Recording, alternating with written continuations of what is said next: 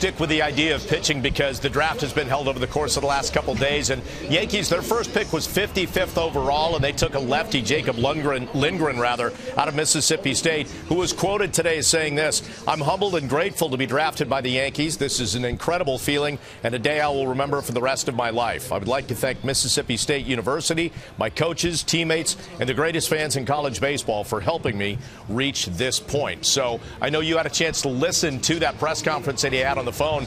What did he have to say about possibly signing and getting to work?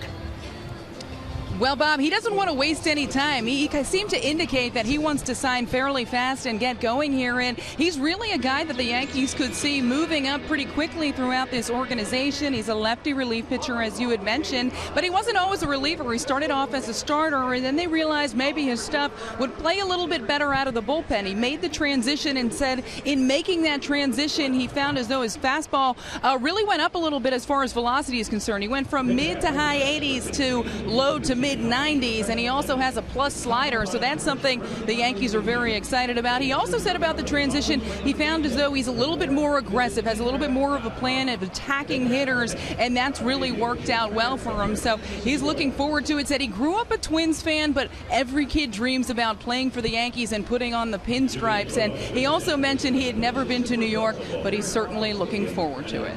And it sounds like, looking at the Yankees draft board, that they were pitcher intensive in terms of the draft.